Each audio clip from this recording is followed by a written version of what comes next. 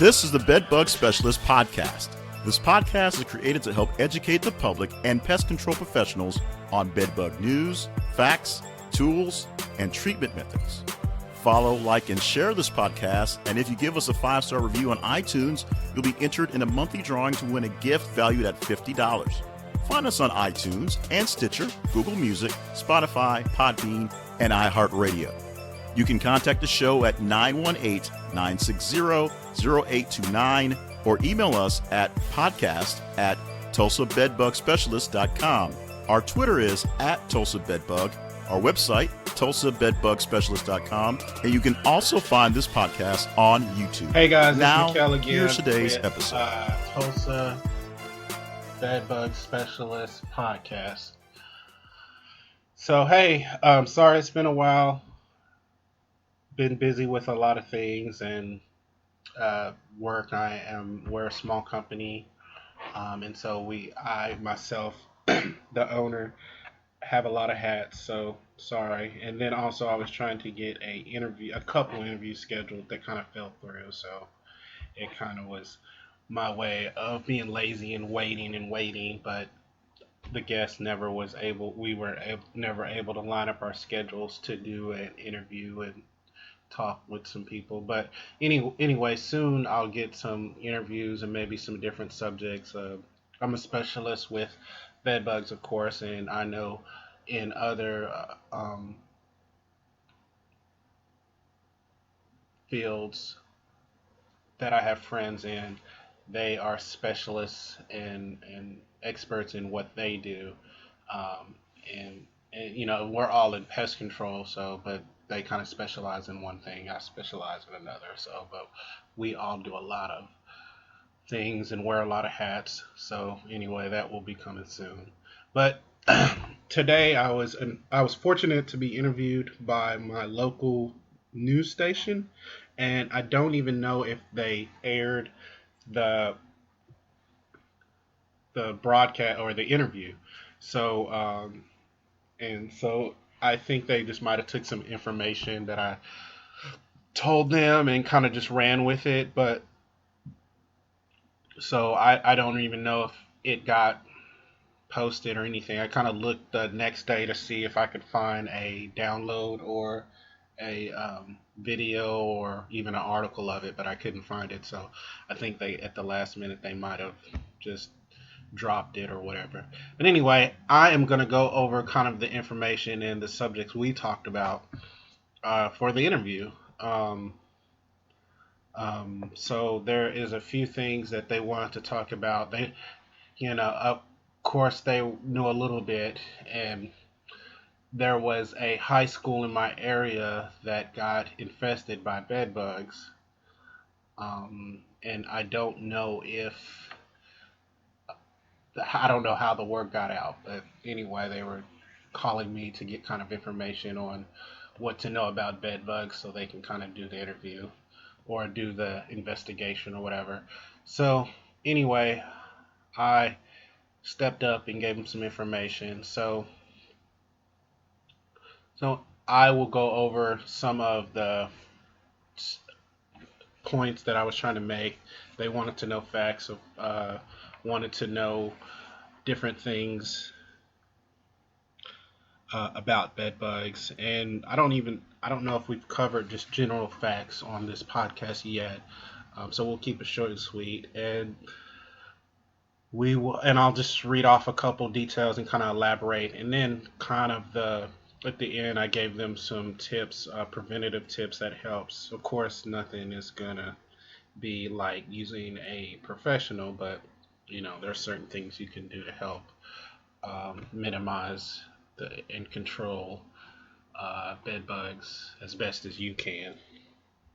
But yeah, so the first couple things we talked about is, sorry, I'm working on the ums. I know I'm saying them a lot right now, but I definitely am working on that. So here we go. The first couple steps I talked about is inspecting your home for bed bugs, and of course I went over the specific places that you can inspect areas to see if you can find either you're going to look for live bed bugs, you're going to look for fecal matter, or you're going to look for blood spots. Or you can even look for dead ones or bed bug skins. So, so you're going to look for all those things, but you're going to look for them around the box spring, in front and behind the headboard, and then you're going to look in the cushions of your couches or recliners. Those are going to be the best places to find if you have bed bugs or not. Those are kind of the easiest places to find. And then of course there's other things we can look at if we don't see anything at those areas. Um, so and I guess our yeah, and that's it on that one. So the next one would be bed bugs are able excuse me, bedbugs are able to squeeze through a gap that is about the size of a credit card or bigger. So any gap where a credit card can be slid into, a bedbug can get through, and that's usually an adult bedbug. So just think if it's a NIF or one smaller, it could probably even squeeze in tighter than that if it had to. So that's something to know. The second fact to note is bed bugs on average live between 5 and 7 months. Now, the internet will tell you a year and a half. That is usually not the case. That's under the perfect environments after they had a great meal, um, the, a lot of different things. Sorry, that was my phone.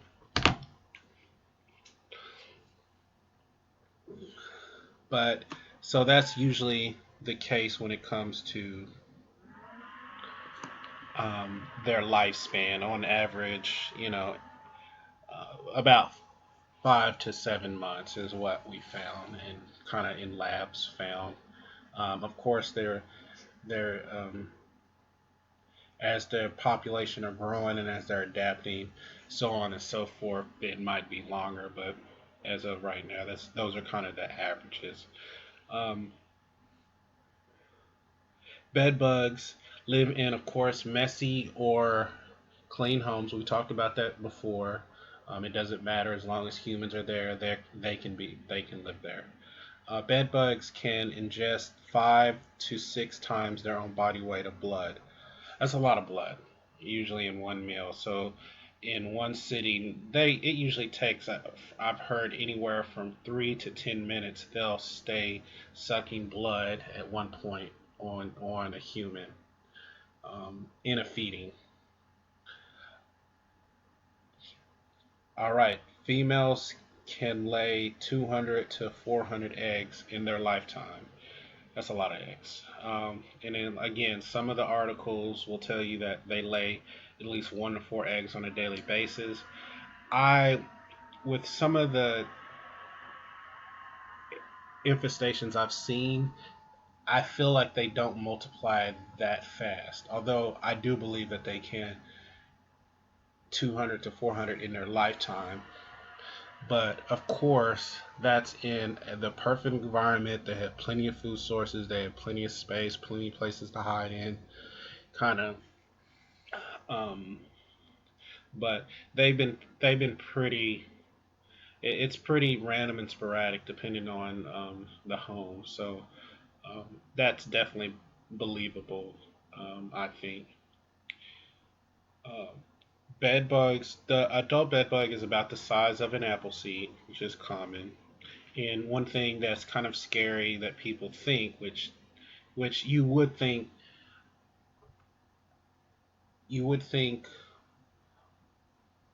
on that the fact that they're sucking blood that they could transmit diseases, but they don't. There's plenty of tests that have been studied on transmitting disease, and it's not true.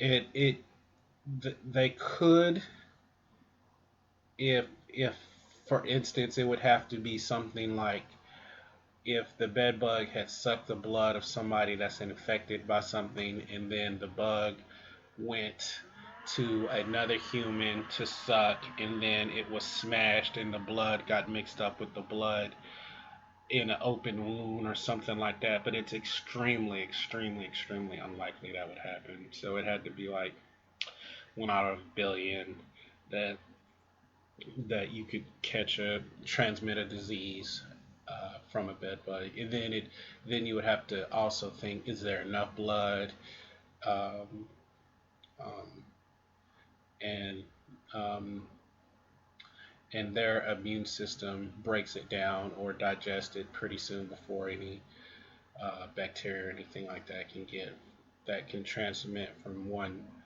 host to the other. So, so yeah, it's extremely unlikely. All right, let's keep it going. All right, now this is one thing that we are looking into more and reading up more. Um, is researchers have found that living with bed bugs can cause and people can experience anxiety, depression, and paranoia. So I myself and my team have experienced eliminating infestations in people's houses, and the people still thinking that they have bed bugs or still scratching. You know, we eliminate infestation, and then they think that, oh, they got bit the next day, but then come to find out, no, they have mosquitoes all in their yard. So that's where the bite came from, or fleas, something of that. So um, it's pretty. It can cause anxiety because, of course, if you are single, and you come to experience bed bugs, then it makes you not want to go over people's house, friends' houses, or even spend a night in certain areas that you're not familiar with. So going out of town could be. So you kind of keeps you up at night. You kind of think about it a lot after you've had them. You know, um, for me and my family, of course, I deal with them so much that we're kind of used to, like, if we got them, of course, we could handle the problem. But now, of course, when I first was a tech and just doing it for for a company, it was kind of worrisome. But the more I did it, the more I learned, and the more got smart about treating and procedures on dealing with my clothes and my vehicles. Um, I learned that it's nothing to be worrisome about. But this is common, for people to experience these things, after dealing with, before, even during, an infestation. Because, of course, dealing with bed bugs can be expensive. People can't afford to just keep throwing their furniture away if that's what they're doing, or a treatment can cost can be costly. So and not having the money or waiting until you do could just could be just horrible for you. So yeah, so that's one thing to think about when you're dealing with bed bugs. And so the last couple things we talked about in the interview was prevention tips. And so these are kind of things I tell people to do and not to do, just to kind of prevent bed bugs. So if you do have an infestation, or you're starting to develop one, vacuuming around the bed and vacuuming the bed itself, and then placing the vacuum outside, emptying the bags, and then placing the bag outside, it will help. Or in the garage, somewhere where people don't sleep, um, could help keep the population down. Now, usually bed bugs will lay their eggs, all over the place, so you're probably not getting all of them. You're only getting a lot what you can see, but hey, that's better than nothing, and so that can kind of help keep the population down. So definitely a thing to do. Uh, so another one is bedbug store-bought foggers or aerosol treatments. So these are treatments you can buy. Usually it's a fogger. It has a couple cans. You you shake them up, you hit the tab, and then this fog comes out of the can, and then of course you have to leave the room. But they're not been very effective, and they actually can spread the infestation even further. So I would totally not recommend these.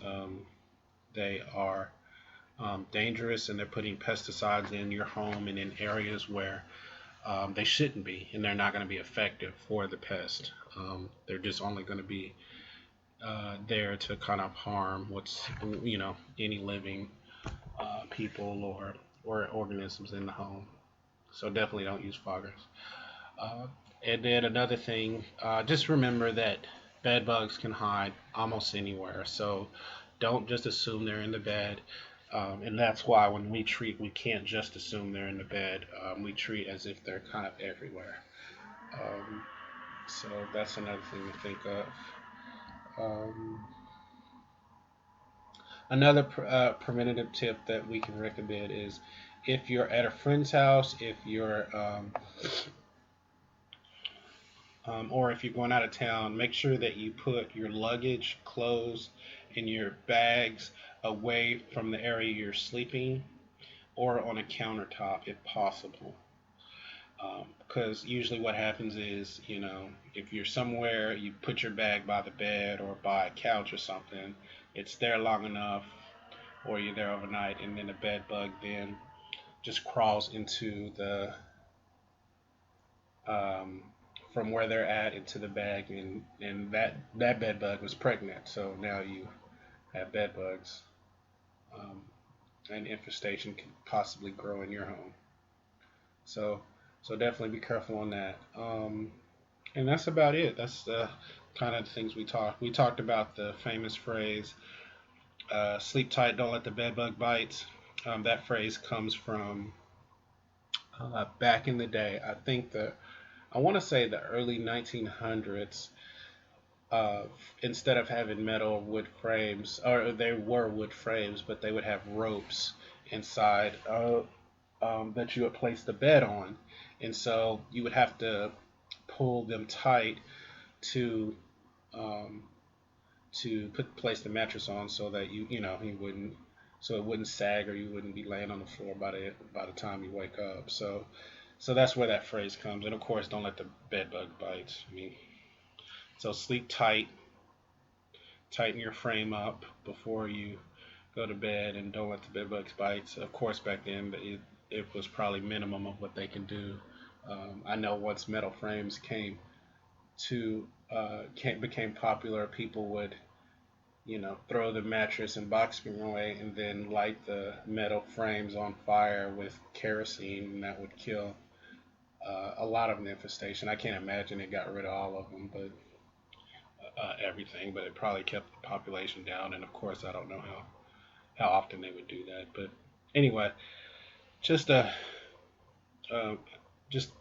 some information for you. So anyway, thanks guys. This went longer than I planned to, but this is the podcast today. So we'll keep rolling these podcasts out. If you have any questions, concerns, give us a shout on our email. Everything will be in the show notes of the podcast. So thanks for listening. Until next time. That's today's episode. Thank you for listening. Remember to share and like this podcast, and Google us at Tulsa Bed Bug Specialist.